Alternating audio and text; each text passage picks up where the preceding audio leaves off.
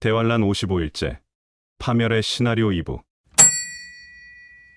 다음은 최근의 뉴스 내용들입니다. 푸틴의 핵위협은 속빈 강정. 미국 하프마드 대응. 그가 마음에 말하기를 나는 여왕으로 앉은 자요 과부가 아니라 결단코 애통함을 당하지 아니하리라 하니 그러므로 하루 동안에 그 재앙들이 이르리니 곧 사망과 애통함과 흉년이라. 그가 또한 불에 사라지리니 그를 심판하시는 주 하나님은 강하신 자이심이라. 계시록 18장 4절 7에서 8절. 트럼프 참모. 우크라 전쟁 조기 종전 거듭 확인.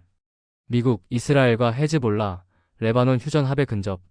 그들이 평안하다, 안전하다 할 그때에 임신한 여자에게 해산의 고통이 임한 것 같이 멸망이 호련히 그들에게 이르리니 결코 피하지 못하리라. 데살로니가전서 5장 3절. 여러분은 지금 소름이 끼치고 있어야 정상입니다. 여러분은 지금 2000년간 잠들어 있던 모든 성구들이 깨어나 본격적인 작동을 시작하고 있는 것을 실시간으로 목격하고 있는 것입니다. 바로 다음의 날부터 말이죠. 이 날은 온 지구상에 거하는 모든 사람에게 이 말이라. 이러므로 너희는 장차 올 이 모든 일을 능히 피하고 인자 앞에 서도록 항상 기도하며 깨어 있으라 하시니라. 누가복음 21장 36절. 시간이 다 되었습니다. 깨어 있어야 합니다. 보라, 내가 속히 오리니 내가 줄 상이 내게 있어 각 사람에게 그가 행한 대로 갚아주리라. 계시록 22장 12절. 오늘은 현대력으로 대환란이 시작된 지 55일째, 유대력으로 대환란이 시작된 지 43일째입니다. 프롤로그. 1차 세계대전 총 사망자 숫자 약 1500만에서 2000만 명. 당시 세계 인구 약 18억 명. 세계 인구의 약 1.11%의 사망. 2차 세계대전 총 사망자 숫자 약 7천만에서 8500만 명. 당시 세계 인구 약 25억 명. 세계 인구의 약 3.4%의 사망. 3차 세계대전 총 사망자 숫자는 우리는 제3차 세계대전의 총 사망자 숫자를 알고 있습니다. 3차 세계대전이 원인이 되어 죽을 총 사망자 숫자는 20억 명입니다. 현재 세계 인구 82억, 세계 인구의 25% 사망. 그 어린 양이 넷째 봉인을 뗄 때 그들은 칼과 기근과 죽음과 들짐승으로서 4분의 1에 이르는 땅의 주민들을 멸하는 권세를 받아 가지고 있었습니다. 계시록 6장 7에서 8절. 해석. 흰말 전염병, 붉은말 전쟁, 검정말, 기근이 먼저 출현했고 거기에 넷째 봉인의 청황색 말짐승이 합류함으로써 전쟁과 기근과 전염병과 짐승으로 전 세계 4분의 1의 인구를 사망케 할 준비가 완료되었다. 이것을 그림으로 그리면 다음과 같습니다. 확실하죠? 넷째 봉인의 때에 준비가 완료되어 다섯 번째 봉인의 때부터 20억이 사망하는 일이 진행되는 것입니다. 그 시작점이 앞에 포스트에서 말씀드린 하나님의 1년의 인내가 끝난 다음날 시작된 북한군의 파병인 것입니다. 넷째 봉인에 모두 모인 네 마리 말, 흰말, 죽음 전염병, 붉은말, 칼 전쟁, 검은말, 기근, 청황색 말, 땅의 짐승들, 짐승의 권세. 이렇게 네 마리 말이 넷째 봉인의 때에 모두 모인 것을 묘사한 것이 다음 선구의 정체인 것입니다. 그들은 칼과 기근과 죽음과 들짐승으로서 4분의 1에 이르는 땅의 주민들을 멸하는 권세를 받아 가지고 있었습니다. 82억 전체 인구의 4분의 1이 죽는다는 것은 핵전쟁은 피할 수 없는 사건이라는 뜻입니다. 재래 방식의 무기로는 20억을 죽일 수 없기 때문이죠. 하나님의 심판 설계도는 인류 역사 6천년의 남은 시간이 2년 11개월임을 분명하게 알려주고 있습니다. 질문드립니다. 전 세계 20억이 사망하는 제3차 세계대전의 본격적인 발발은 언제일 것 같으세요? 보이지 않느냐? 내가 내 이름으로 불리는 저 도성에서부터 재앙을 내리기 시작하였는데 너희가 무사하게 넘어갈 수 있겠느냐? 너희는 절대로 무사하게 넘어가지 못한다. 이는 내가 온 세계에 전쟁을 일으켜서 모든 주민을 칠 것이기 때문이다. 나 만군의 주가 하는 말이다. 예레미야 25장 27에서 29절. 세번역. 챕터 1. 멸망의 증거. 제3차 세계대전의 시작은 미국의 멸망부터입니다. 제가 미국이 멸망할 것이라고 예측하는 이유는 성경도 하나님의 심판 설계도도 미국의 멸망을 분명하게 예고하고 있기 때문입니다. 바벨론이 멸망한다는 성경 예언의 첫 번째 증거. 2600년 전 전 세계를 지배하던 초강대국 이름은 바벨론이었습니다. 그런데 인류 역사 마지막 7년의 내용이 대부분인 계시록 14장과 18장에 뜬금없이 바벨론의 멸망이 등장하죠. 무너졌도다, 무너졌도다, 큰 성 바벨론이여. 모든 나라에게 그의 음행으로 말미암아 진노의 포도주를 먹이던 자로다 하더라. 계시록 14장 8절. 인류 역사 마지막 7년의 내용에 바벨론의 멸망이 등장하는 이유는 인류 역사 마지막 7년 중 전 세계를 지배하고 있는 초강대국의 멸망을 묘사하는 데에 바벨론이라는 이름만큼 적합한 이름이 없기 때문입니다. 사도 요한의 계시록을 쓰던 당시에는 그 누구도 미국이라는 이름을 알지 못했었으니까요. 그리고 인류 역사 마지막 7년의 기간 내에서 다음 성구에 딱 맞아 떨어지는 나라는 미국밖에 없습니다. 무너졌도다, 무너졌도다, 큰 성 바벨론이여. 모든 나라에게 그의 음행으로 말미암아 진노의 포도주를 먹이던 자로다 하더라. 계시록 14장 8절. 전 세계 모든 나라에 진노의 포도주를 먹인 나라. 잘 기억해 보세요. 위 내용에 해당하는 사건은 딱 하나밖에 없었습니다. 4년 전 전 세계를 뒤덮었던 가짜 팬데믹 사건 중에 타락천사의 기술로 만들어진 비읍시옷 이름의 물질 전 세계 모든 나라에 공급하여 막대한 이익을 챙긴 나라. 미국뿐입니다. 아직도 지난 4년 전의 사건의 정체를 모르는 분들이 세상 대부분일 것입니다. 분명히 말씀드립니다. 팬데믹과 수상한 물질의 전 세계 접종 사건은 분명히 하나님께서 7년 환란의 시작점으로 콕 집어서 설계하신 사건으로서 성경에 명확하게 기재가 되어 있는 사건입니다. 그 당시 성도들에게 접종을 장려하던 눈먼 교회들과 비읍시옷을 경고하는 파수꾼들을 성급한 일반화에 오류 어쩌고 저쩌고 하며 이단으로 몰고 가던 눈먼 모든 사역자들은 세상 신의 편에 섰던 책임을 반드시 지게 될 것이라는 소리입니다. 일반화의 오류. 특수하고 부족한 양의 사례를 근거로 섣불리 일반화하고 판단하는 오류. 일반화의 오류는 당시 비읍시옷을 경고하는 파수꾼들이 해당하는 것이 아니라 오히려 그 주장을 하던 눈먼 사역자들에게 해당되는 단어였습니다. 질문 드립니다.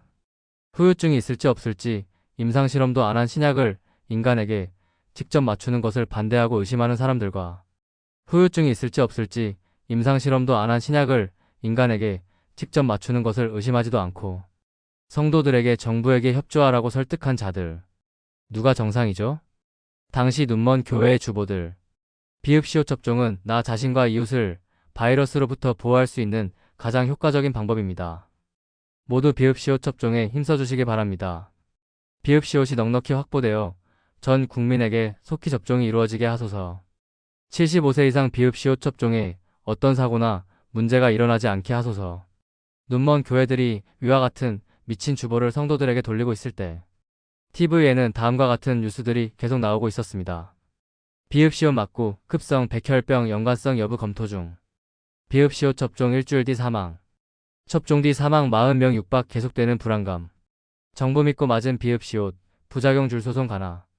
아스트라제네카 접종 후 이상 증세 50대 경찰관 끝내 사망. 모더나 맞고 숨진 대학생. 팬데믹을 필두로 7년 환란이 시작된 이유는 교회들이 더 이상 세상의 소금 역할을 하지 못하기 때문에 시작된 것입니다. 이제 다음 성구의 참뜻이 분명하게 보이실 것입니다. 너희는 세상의 소금이니 소금이 그 맛을 잃으면 무엇으로 짜게 하리요. 후에는 아무 쓸데없어 다만 밖에 버려져 사람에게 밟힐 뿐이니라. 마태복음 5장 13절.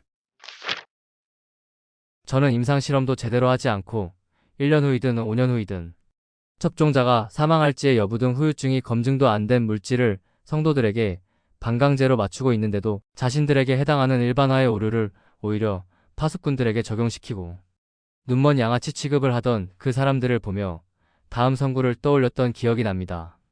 하나님이 미혹의 역사를 그들에게 보내사 거짓 것을 믿게 하심은 진리를 믿지 않고 불의를 좋아하는 모든 자들로 하여금 심판을 받게 하려 하심이라. 데살로니가후서 2장 11에서 12절.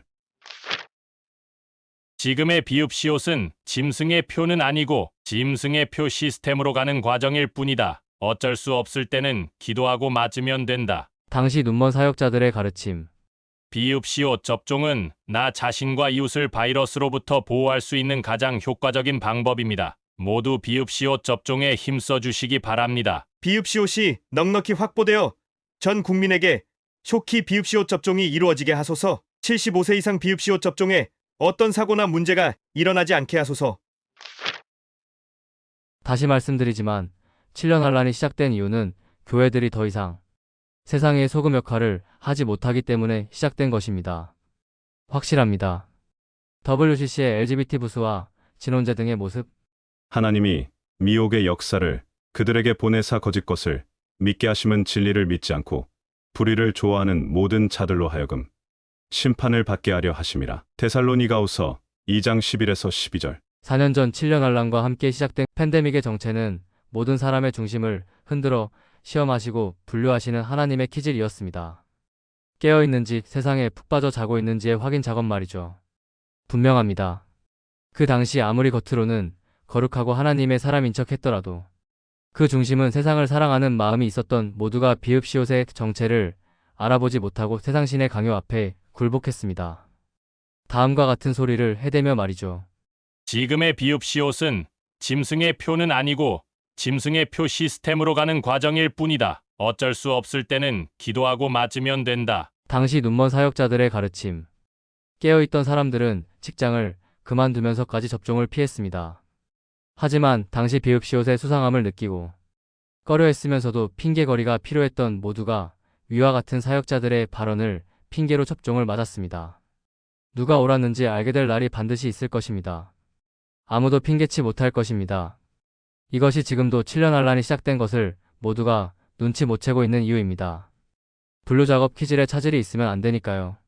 그때에 두 사람이 밭에 있음에 한 사람은 데려가고 한 사람은 버려둠을 당할 것이요. 두 여자가 맷돌질을 하고 있음에 한 사람은 데려가고 한 사람은 버려둠을 당할 것이니라. 그러므로 깨어 있으라. 어느 날에 너희 주가 임할는지 너희가 알지 못함이니라. 마태복음 24장 41절. 위에 제 말에 시리에 빠지실 접종하신 분들을 위해서 한마디 말씀드립니다.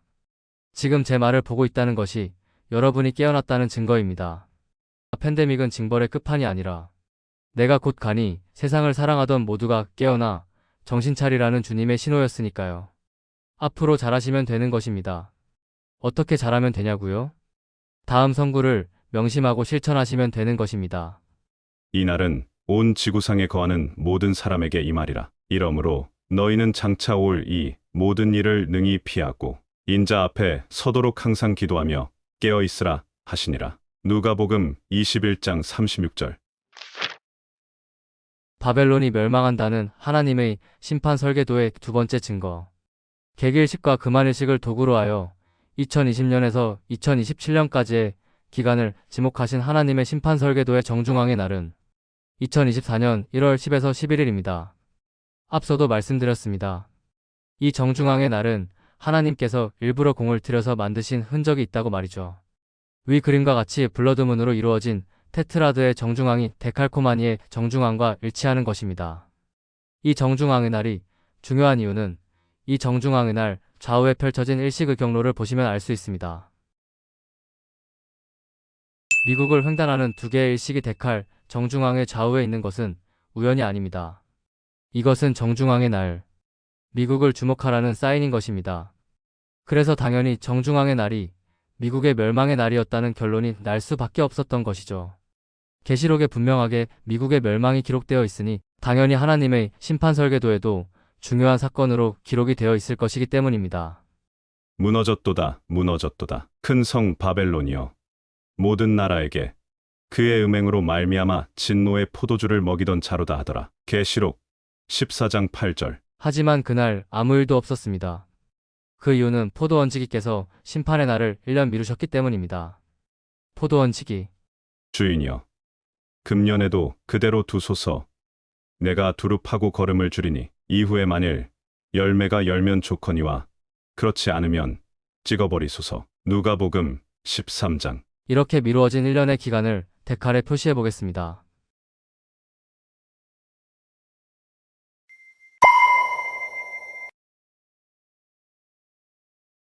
바로 지난달인 2024년 10월에 그 미뤄진 1년이 끝났습니다. 지난달은 하마스의 공습이 있었던 작년 10월 7일로부터 정확히 1년이 되는 달이었지요. 그 1년이 차자마자 북한이 러시아로 파병을 시작했습니다. 그 모습을 본 미국이 다음과 같은 결단을 내렸습니다. 미국, 우크라이나의 300km 미사일 공격허가, 북한 러시아의 경고. 그러면서 러시아의 핵무기 경고를 하품하며 무시하는 교만을 보였지요. 푸틴의 핵위협은 속빈 강정. 미국 하품하듯 대응. 푸틴의 핵위협을 비웃고 하품하며 미국은 말한다. 나는 결단코 애통함을 당하지 아니하리라. 그러자 러시아는 숨겨두었던 비밀 무기를 꺼내들었습니다. 직각으로 내리꽂으며 현존하는 방어력 기술로는 어떤 나라도 그 공격을 막을 수 없는 신무기. 오레시니크, 일명 개암나무. 이 미사일에 핵탄두를 장착하면 그 어떤 나라도 멸망을 피할 수 없다는 소리입니다. 러시아는 다음과 같은 선포를 한 것입니다. 쓴맛을 보고 싶지 않으면 더 이상 나를 자극하지 마라. 그런데 놀라운 일이 벌어졌습니다. 이쯤 되면 서로 몸을 사려야 하는 상황이 되었는데도 프랑스가 다음과 같은 선언을 한 것입니다. 미국, 영국에 이어 프랑스도 우크라 장거리 미사일 촉수 해제 시사. 자존심 싸움이 시작된 것이죠. 이제 잘 생각해 보세요. 지금의 상황이 되기 시작한 것이 언제부터인지 말이죠. 하마스 공습 1주년 바로 다음 날 시작된 10월 8일 북한군 파병 때문에 사건이 걷잡을 수 없게 번진 것입니다. 다시 데칼코마니를 일을 보시겠습니다. 분명하죠? 북한의 파병 바로 전날인 10월 7일 하마스 공습 1주년의 날이 포도 얹기의 강구로 심판이 미루어진 1년이 끝난 날입니다. 포도 얹기.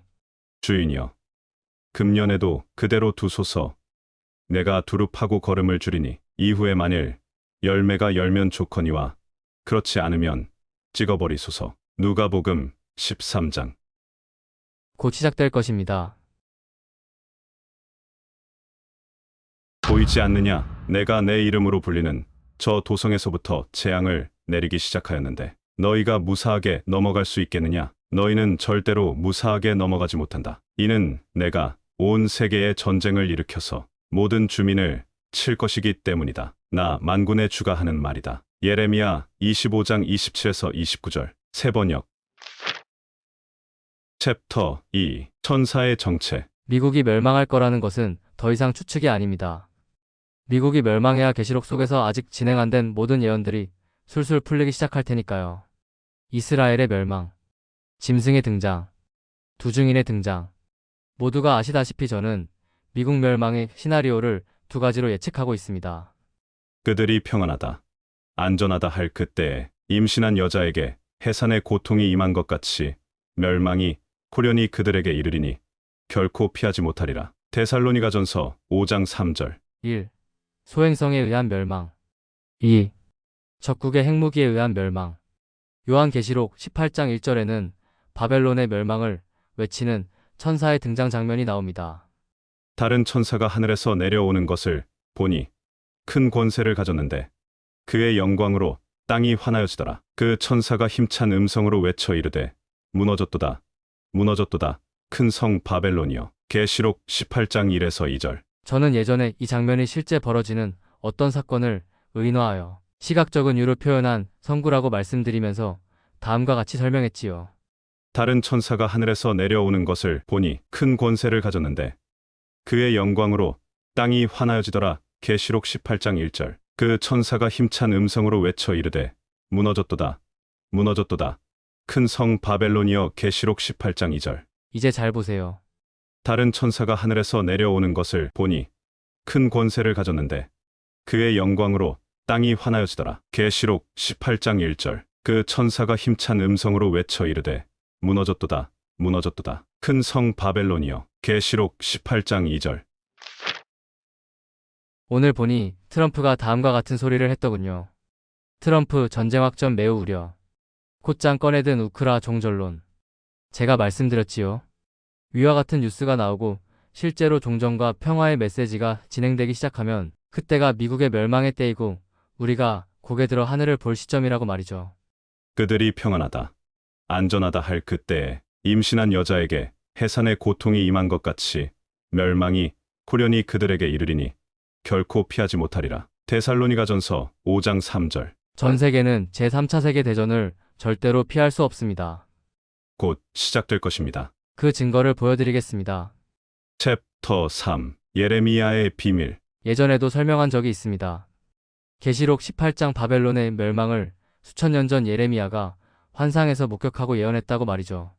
지금부터 계시록 18장과 예레미야서 50장을 비교해서 보여드리겠습니다. 잘 보세요.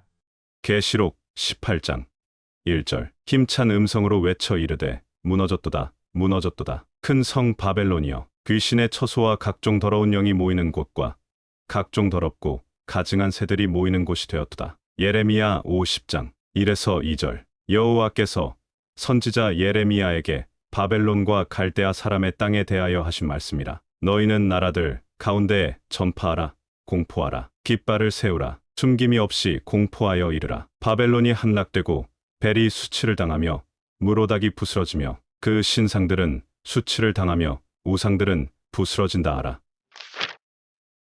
계시록 18장 4절. 또 내가 들으니 하늘로부터 다른 음성이 나서 이르되 내 백성아, 거기서 나와 그의 죄에 참여하지 말고 그가 받을 재앙들을 받지 말라. 예레미야 50장 8절. 너희는 바벨론 가운데에서 도망하라. 갈대아 사람의 땅에서 나오라. 양떼에 앞서가는 순염소 같이 하라. 계시록 18장 8절 23절. 그러므로 하루 동안에 그 재앙들이 이르리니 곧 사망과 애통함과 흉년이라. 그가 또한 불에 살라지리니 그를 심판하시는 주 하나님은 강하신 자이심이라. 검은 고 타는 자와 풍류하는 자와 퉁소 부는 자와 나팔 부는 자들의 소리가 결코 다시 내 안에서 들리지 아니하고 어떠한 세공업자든지 결코 다시 내 안에서 보이지 아니하고 또 맷돌 소리가 결코 다시 내 안에서 들리지 아니하고 등불 빛이 결코 다시 내 안에서 비치지 아니하고 신랑과 신부의 음성이 결코 다시 내 안에서 들리지 아니하리로다. 예레미야 50장 12에서 13절. 그러므로 너희의 어머니가 큰 수치를 당하리라. 너희를 낳은 자가 치욕을 당하리라. 보라, 그가 나라들 가운데 마지막과 광야와 마른 땅과 거친 계곡이 될 것이며 여호와의 진노로 말미암아 주민이 없어 완전히 황무지가 될 것이라.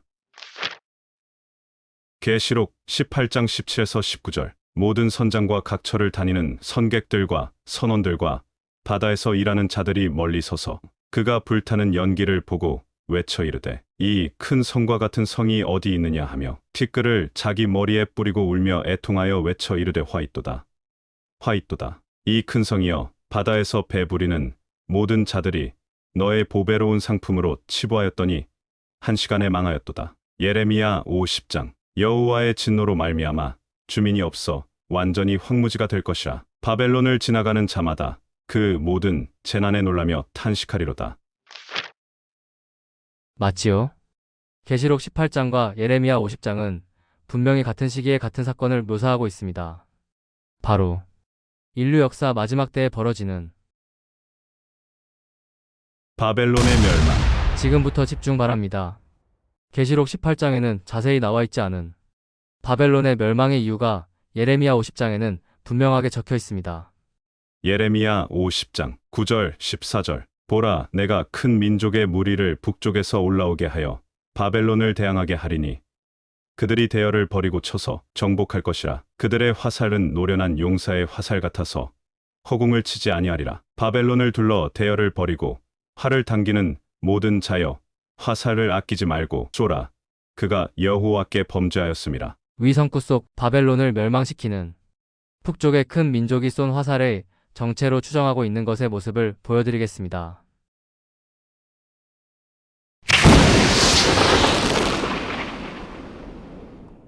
소름 끼치신 분?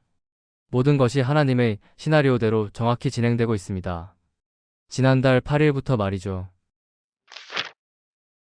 챕터 4. 엘람의 활. 화살 이야기가 나온 김에 그동안 다룰 기회가 없어서 못했던 이야기를 하겠습니다. 지금 전 세계의 많은 성경학자들이 이란의 엣지명을 사용한 다음 성구를 들고 이스라엘이 이란의 핵시설을 무력화할 것이라고 주장하고 있습니다.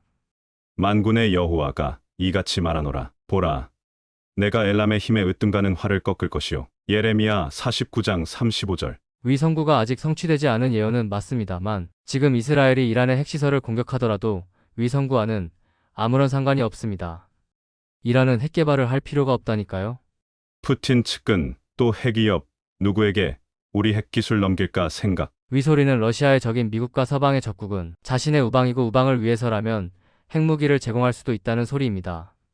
미국이 멸망해야 북한은 한국을, 이란은 이스라엘을, 중국은 대만을 침공할 수 있습니다.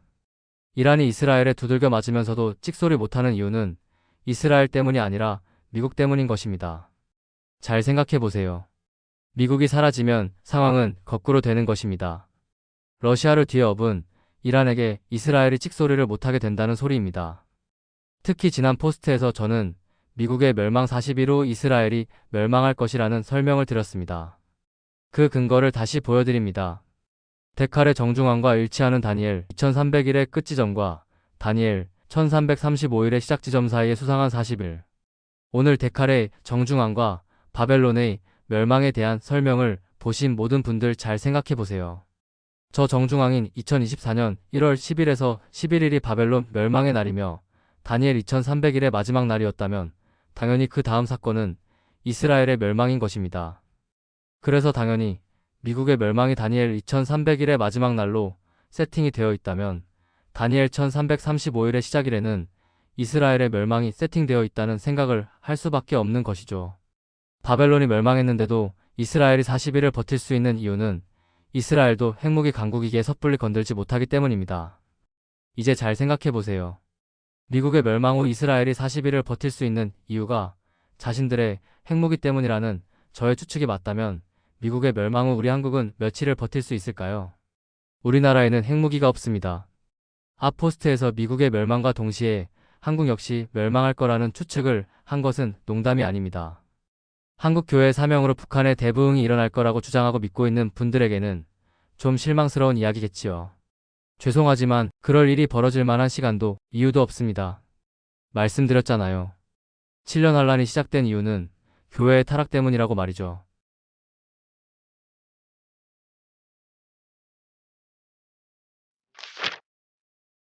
이야기가 또 3000포로 빠졌네요. 다시 선구를 보시겠습니다. 만군의 여호와가 이같이 말하노라. 보라, 내가 엘람의 힘에 으뜸가는 활을 꺾을 것이요. 예레미야 49장 35절. 저는 지금 위 선구를 지금의 시점에 적용시키는 것은 잘못된 해석이라고 말씀드리는 중입니다. 위 선구는 7년 환란의 때에 벌어지는 사건이 아니라 천년 왕국이 끝나는 시점에 벌어지는 곡과 마곡의 전쟁 때 일어날 사건이기 때문입니다. 증거를 보여드리겠습니다. 만군의 여호와가 이같이 말하노라. 보라, 내가 엘람의 힘에 으뜸가는 활을 꺾을 것이요. 예레미야 49장 35절. 위 사건이 벌어지는 이유가 위 선구의 앞에 써 있습니다. 여호와의 말씀이니라. 너는 일어나 고요하고도 평안히 사는 백성, 곧 성문이나 문빗장이 없이 홀로 사는 국민을 치라. 예레미야 49장 31절. 위 두 개의 선구를 비교하니 하나님께서 엘람의 활을 꺾으며 멸망시키시는 이유가 엘람이 성문이나 문빗장이 없이 홀로 사는 국민을 쳤기 때문이라는 사실을 알 수 있죠. 이제 선구를 다시 잘 보세요. 여호와의 말씀이니라. 너는 일어나 고요하고도 평안히 사는 백성, 곧 성문이나 문빗장이 없이 홀로 사는 국민을 치라. 예레미야 49장 31절. 지금의 이스라엘이 고요하고도 평안히 살고 있나요? 지금의 이스라엘이 안전하기 때문에 성문이나 문빗장도 필요 없이 살고 있나요? 위 상황은 예레미야서가 씌어진 이후 지금까지 성취된 적이 없습니다. 위 선구는 천년 왕국 때의 이스라엘의 모습이기 때문이죠. 여호와의 말씀이니라. 너는 일어나 고요하고도 평안히 사는 백성 곧 성문이나 문빗장이 없이 홀로 사는 국민을 치라. 예레미야 49장 31절. 자동적으로 다음 엘람의 운명 역시 천년 왕국 끝에 벌어질 사건이라는 소리입니다. 만군의 여호와가 이같이 말하노라. 보라, 내가 엘람의 힘에 으뜸가는 활을 꺾을 것이요. 예레미야 49장 35절. 많은 분들이 무의식 중에 착각하고 있습니다. 천년 왕국 때에는 성경을 안 읽을 거라고 말이죠. 여러분, 인류 역사는 알고 농사의 6000년 더하기 하나님이 다스리는 1000년 총 7000년입니다. 성경은 인류 역사 7000년의 이야기가 빼곡히 담겨있는 책인 것입니다. 그 증거는 천년 왕국 때의 일도 성경에 써 있다는 것을 보면 알 수 있지요. 그런데 왜 사람들은 성경을 해석할 때 천년왕국 때의 일은 생각 안 하고 지금의 시점으로만 해석하는 것일까요? 성경은 천년왕국만이 아니라 영원한 세상에서도 천국 백성들의 필독서로 영원히 존재할 것입니다.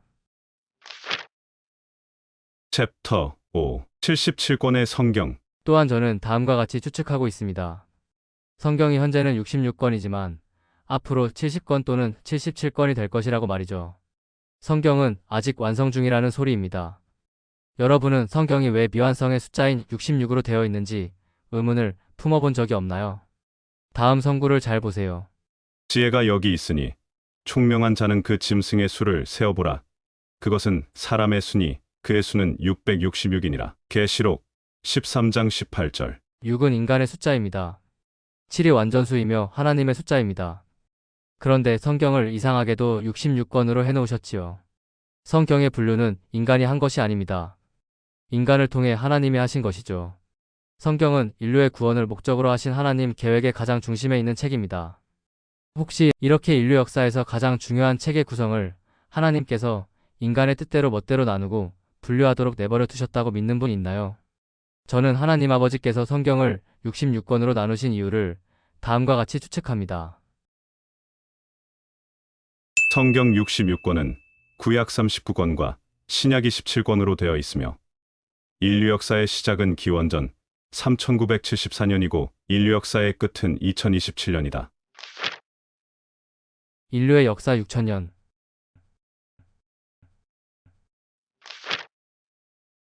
즉, 인류 역사 6000년 안에서 살아가는 인간들을 위해 씌어진 것이 성경이기에 성경 속의 인류 역사의 시작과 끝의 해에 대한 힌트를 넣어주신 것이 성경이 66권이 된 이유라는 뜻입니다.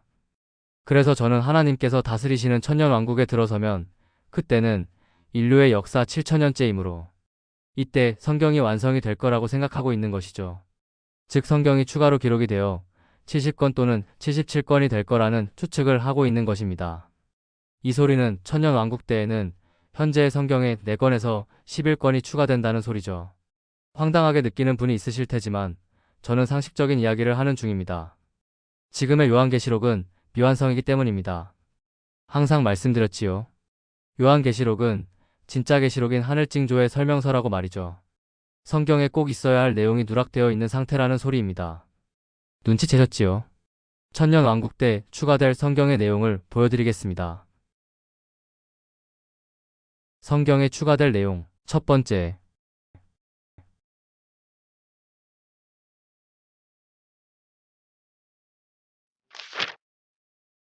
성경에 추가될 내용.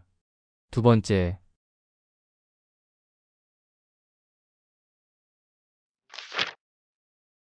성경에 추가될 내용. 세 번째. 성경에 추가될 내용. 네 번째. 성경에 추가될 내용. 다섯 번째. 성경에 추가될 내용. 여섯 번째. 성경에 추가될 내용. 일곱 번째.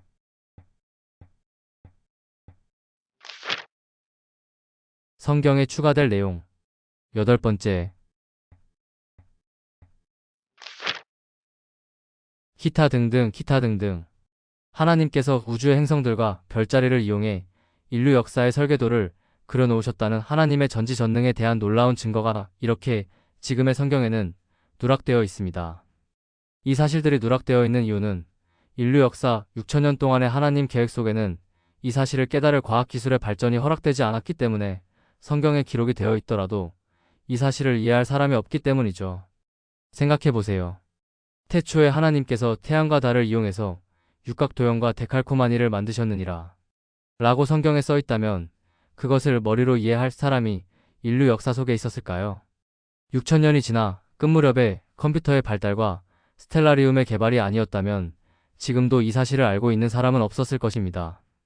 하지만 천년왕국과 그 이후 도래할 영원한 세상의 때에는 다릅니다.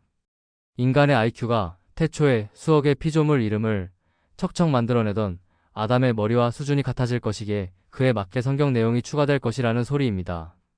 성경은 하나님의 설계도를 포함한 70권 또는 77권으로 완성될 것이다. 저의 이 말이 맞는지 틀리는지 곧 확인하게 되실 것입니다. 성경 속에 우리들의 이야기가 들어갈 가능성이 매우 높다는 저희 말은 농담이 아닙니다. 우리들이 인류 역사 마지막 때에 반영된 아래성구의 주인공이기 때문이죠. 주 여호와께서는 자기의 비밀을 그 종 선지자들에게 보이지 아니하시고는 결코 행하심이 없으시리라. 아모스 3장 7절. 챕터 6. 에스겔의 비밀. 이야기가 또 3,000%로 빠졌네요. 지금 저는 세상의 사역자분들이 예언의 해석에 있어서 시대를 구분 못한 실수를 했다는 이야기를 하고 있습니다. 잘 보세요. 여호와의 말씀이니라. 너는 일어나 고요하고도 평안히 사는 백성 곧 성문이나 문빗장이 없이 홀로 사는 국민을 치라. 예레미야 49장 31절. 예레미야 49장에 써있는 위의 내용이 에스겔 38장에도 써 있습니다. 주 여호와께서 이같이 말씀하셨느니라.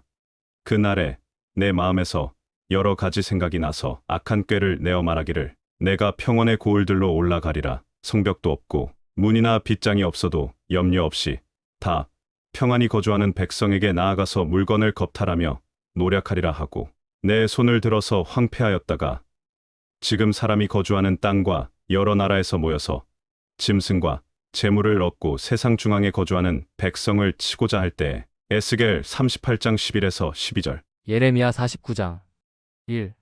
고요하고도 평안히 사는 백성, 곧 성문이나 문빗장이 없이 홀로 사는 국민. 에스겔 38장 2. 성벽도 없고 문이나 빗장이 없어도 염려 없이 다 평안히 거주하는 백성. 맞지요? 위 두 개의 내용 모두가 같은 상황의 이야기이며 천년왕국 끝의 콕과 마곡의 이야기입니다. 즉 예레미야서 49장에 등장한 엘람과 에스겔 38장에 등장한 곡과 마곡은 이란이나 러시아를 말하는 것이 아니라 천년왕국 끝에 평안히 살고 있는 이스라엘을 공격하는 사탄의 세력을 말하고 있는 것입니다. 이 내용이 계시록에는 다음과 같이 적혀 있지요.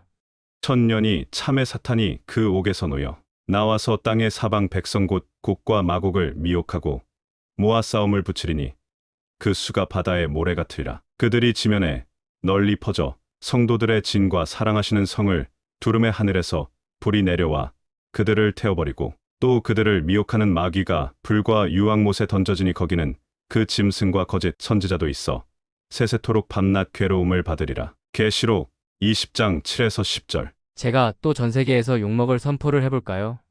전세계 성경학자들이 에스겔 38장에 러시아가 중동 각국을 끌어들여 이스라엘로 쳐들어왔다가 이스라엘에 의해 멸망한다고 가르치는 콕과 마곡의 전쟁은 지금의 이야기가 아닙니다. 에스겔 38에서 39장은 7년 환란 끝에 아마겟돈 전쟁과 천년 왕국 끝에 콕과 마곡 두 개의 전쟁 이야기가 섞여 있는 내용이기 때문이죠. 굳이 지금의 상황에 적용을 한다면 에스겔 38장 1에서 7절 초반 곡과 마곡의 왕에 대한 묘사만을 적용할 수 있겠지만 전체적인 내용은 아마겟돈 전쟁과 천년 왕국 끝에 콕과 마곡 전쟁, 이렇게 두 개의 전쟁 이야기라는 소리입니다. 잘 보세요. 다음은 예레미야 49장에 있는 내용입니다. 만군의 여호와가 이같이 말하노라. 보라, 내가 엘람의 힘에 으뜸가는 활을 꺾을 것이요. 예레미야 49장 35절. 위 예레미야의 선구와 에스겔 39장의 다음 내용과 비교해보세요.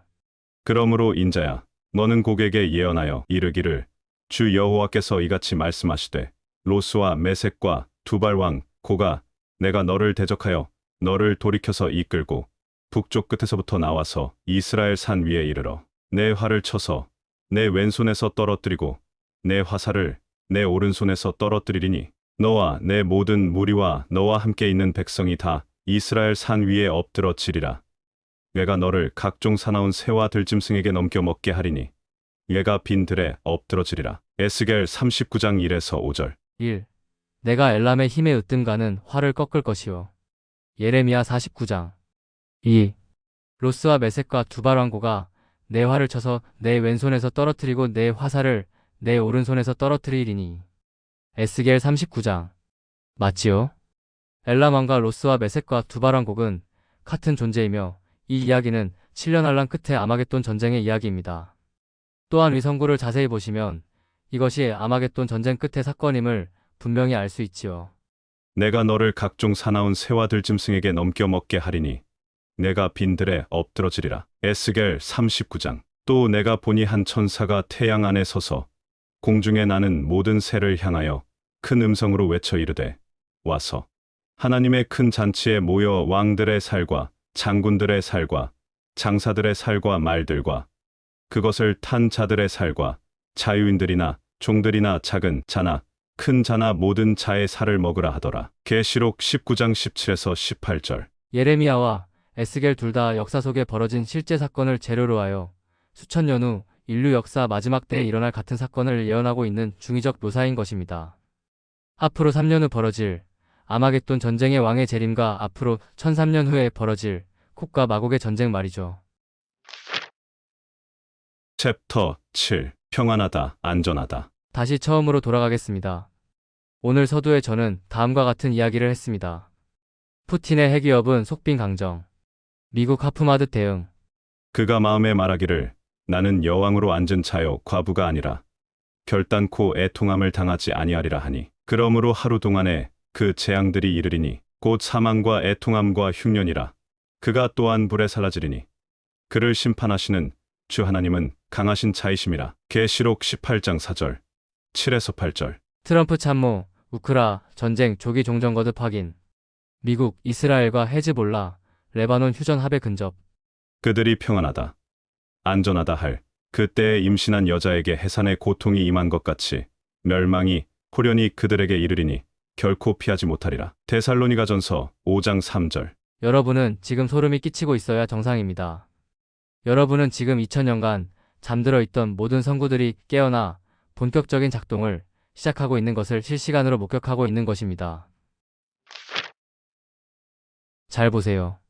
그가 마음에 말하기를 나는 여왕으로 앉은 자요 과부가 아니라 결단코 애통함을 당하지 아니하리라 하니 그러므로 하루 동안에 그 재앙들이 이르리니 곧 사망과 애통함과 흉년이라 그가 또한 불에 사라지리니 그를 심판하시는 주 하나님은 강하신 자이심이라. 계시록 18장 4절 7에서 8절. 그들이 평안하다, 안전하다 할 그때에 임신한 여자에게 해산의 고통이 임한 것 같이 멸망이 호련히 그들에게 이르리니 결코 피하지 못하리라. 데살로니가전서 5장 3절. 오늘 서두에 저는 위에 두 개의 선구가 지금 실시간으로 성취되고 있는 것을 우리가 목격하고 있는 중이라는 이야기를 했습니다.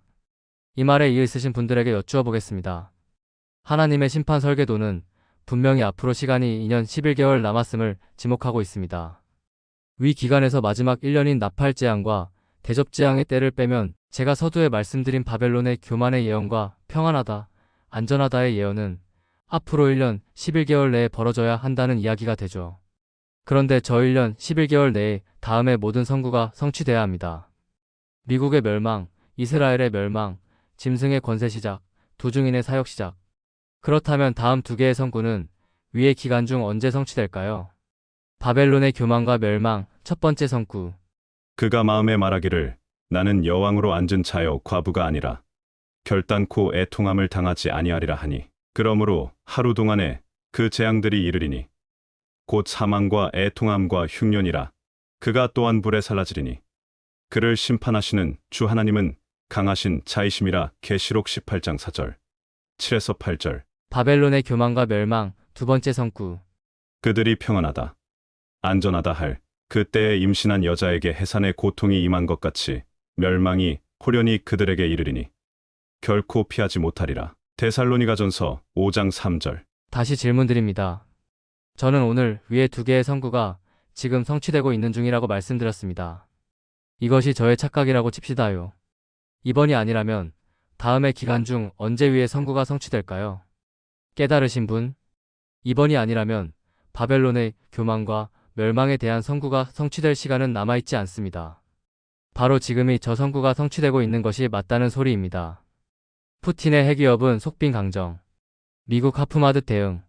그가 마음에 말하기를 나는 여왕으로 앉은 자요 과부가 아니라 결단코 애통함을 당하지 아니하리라 하니 그러므로 하루 동안에 그 재앙들이 이르리니 곧 사망과 애통함과 흉년이라 그가 또한 불에 사라지리니 그를 심판하시는 주 하나님은 강하신 자이심이라. 계시록 18장 4절 7에서 8절. 트럼프 참모, 우크라 전쟁 조기 종전 거듭 확인.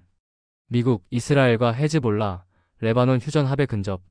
그들이 평안하다, 안전하다 할 그때에 임신한 여자에게 해산의 고통이 임한 것 같이 멸망이 호련히 그들에게 이르리니 결코 피하지 못하리라. 데살로니가전서 5장 3절. 분명히 평안하다, 안전하다의 성구는 지금 현재 2000년의 잠에서 깨어 실시간으로 진행 중입니다. 중동의 전쟁, 유럽의 전쟁, 나팔 트럼펫과 유사한 이름의 수상한 남자 트럼프가 초강 대국의 대통령으로 재선출되어 평안과 안전을 외치며 위의 성구를 성취하고 있습니다. 트럼프 참모 우크라 전쟁, 조기 종전 거듭 확인, 이스라엘, 헤즈볼라 전쟁 1년 만에 종지부. 다음 성구를 다시 잘 읽어보세요. 하나님이 미혹의 역사를 그들에게 보내사 거짓 것을 믿게 하심은 진리를 믿지 않고 불의를 좋아하는 모든 자들로 하여금 심판을 받게 하려 하심이라. 데살로니가 후서 2장 11에서 12절. 시간이 다 되었다는 소리입니다. 보이지 않느냐? 내가 내 이름으로 불리는 저 도성에서부터 재앙을 내리기 시작하였는데 너희가 무사하게 넘어갈 수 있겠느냐? 너희는 절대로 무사하게 넘어가지 못한다. 이는 내가 온 세계에 전쟁을 일으켜서 모든 주민을 칠 것이기 때문이다. 나 만군의 주가 하는 말이다. 예레미야 25장 27에서 29절. 세번역. 오늘 이야기 잘 보셨지요? 곧 하나님을 만날 준비가 되어 있지 않은 모두가 뒤에 남겨져서 3년간의 대환란 속에서 싸그리 다 죽게 되어 영원한 지옥불이 확정될 것입니다. 오늘 저의 이야기를 보신 분들 중에 마음에 두려움이 생기신 분은 그 자체가 당신이 하나님을 만날 준비가 되어 있지 않았다는 증거입니다. 그 모두가 영원한 지옥 불못에 갈 운명이라는 소리입니다. 당신은 하나님을 만날 준비가 되었나요? 아직 준비가 안 되신 분들은 다음 챕터에 집중해 주시기 바랍니다. 다음 챕터에서 하는 저의 말에 집중만 하신다면 당신은 오늘 바로 천국 백성이 되어 곧 출발할 휴거 열차에 탑승하여 대환란을 피할 수 있을 것입니다. 제 말을 믿고 따라와만 주신다면 말이죠. 챕터 8. 같이 갑시다. 천국을 가려면 끝까지 죄와 싸워 이겨야 하고 회개를 죽도록 열심히 해야 하며 선행 역시 열심히 해서 자신을 거룩하고 깨끗이 단장해야 한다. 위와 같은 가짜 복음에 속고 있는 모든 분들께 말씀드립니다.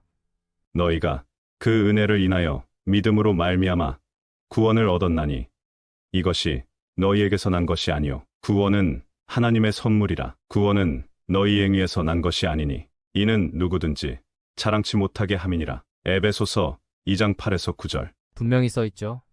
구원은 너희의 행위를 통해 받는 것이 아니라고 말이죠. 구원은 오로지 아무런 대가나 지불 없이 선물로 받는 것입니다. 그 이유도 분명하게 써 있습니다.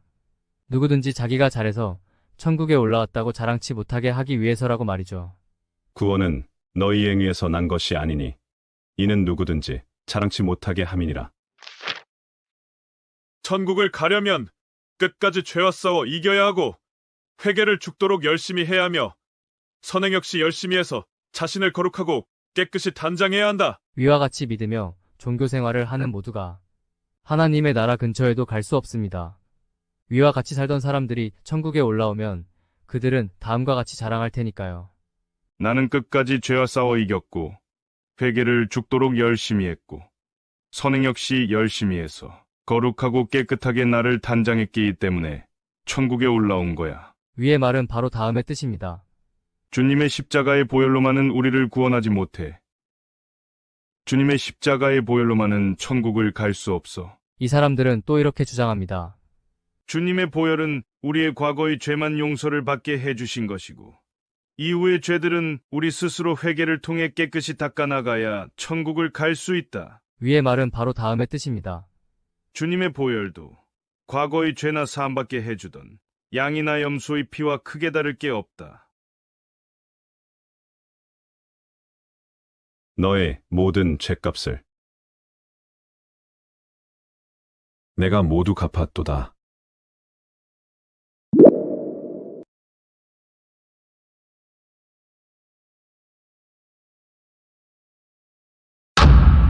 (90%의) 진실에 (10%의) 거짓을 섞어 놓은 것. 그것이 가짜 복음입니다.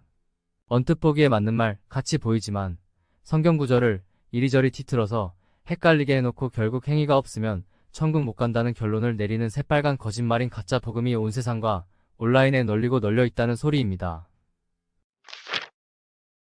구원은 아무 조건 없이 믿기만 하면 받을 수 있는 하나님의 선물입니다.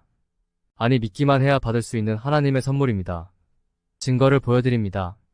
내 아버지의 뜻은 아들을 보고 믿는 자마다 영원한 생명을 얻는 이것이니 마지막 날에 내가 이를 다시 살리리라 하시니라. 요한복음 6장 40절. 아버지의 뜻은 죄에 이겨야 영원한 생명을 얻는다가 아닙니다. 아버지의 뜻은 회개를 잘해야 영원한 생명을 얻는다가 아닙니다. 아버지의 뜻은 교회를 열심히 다녀야 영원한 생명을 얻는다가 아닙니다. 아버지의 뜻은 믿는 자마다 영원한 생명을 얻는다입니다. 이것이 주님께서 십자가에서 성취하신 율법의 완성이며 이것이 바로 복음입니다. 저는 지금 회개를 하지 말라는 소리가 아닙니다.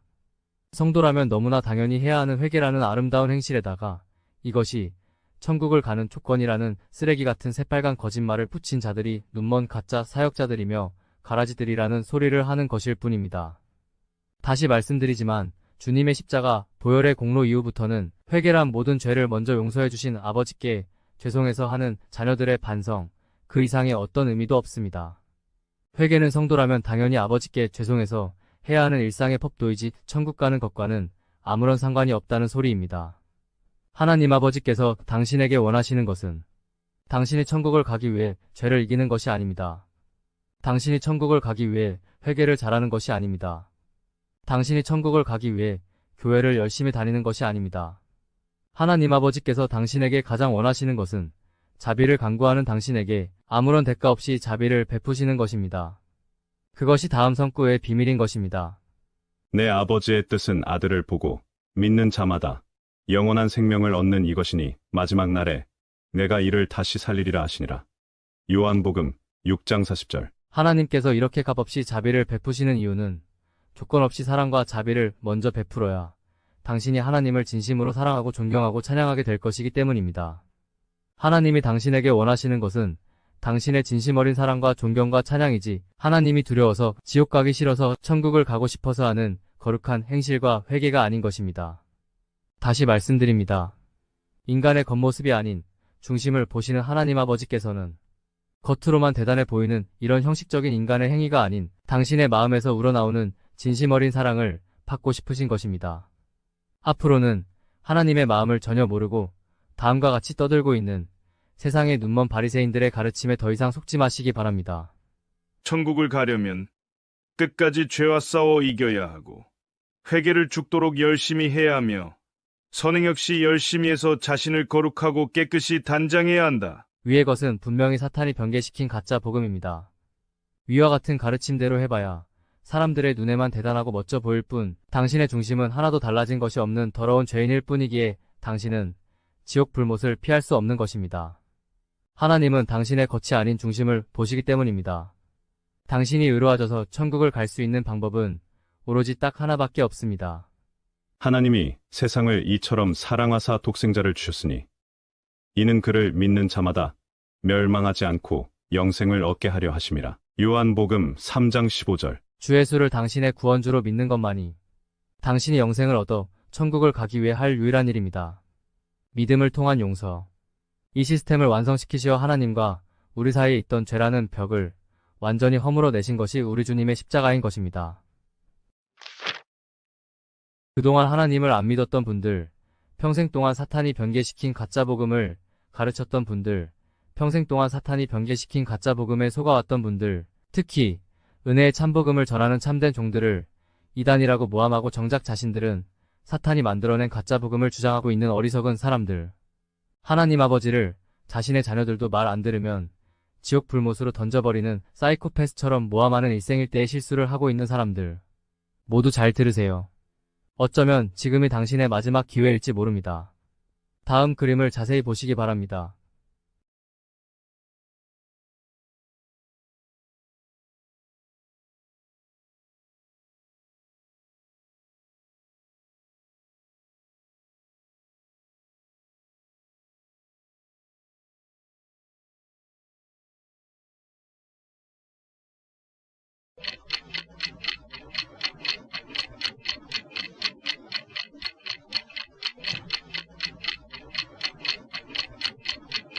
시간이 없습니다. 분명히 대환란은 시작되었고, 당신이 준비가 되지 않았다면 당신은 곧 죽어서 지옥이 확정될 가능성이 매우 높아집니다. 지금 준비를 안 하면 당신은 지옥 불못에서 마귀들과 함께 영원히 고통받는 운명에 떨어지게 된다는 뜻입니다. 본격적인 대환란을 피하고 싶다면 지금부터 제 말을 집중해서 들어주시기 부탁드립니다. 하나님 아버지께서는 미래의 모든 일을 다 알고 계시는 시간의 주인이시기에 후회하실 일은 아예 시작도 하지 않으시는 분입니다. 만약 제가 가짜 복음으로 여러분을 속여서 지옥으로 끌고 갈 사람이라면 저를 선택하실 이유도 없고 수천 년의 비밀을 보여주실 이유도 없다는 소리입니다. 육각도형과 데칼코마니.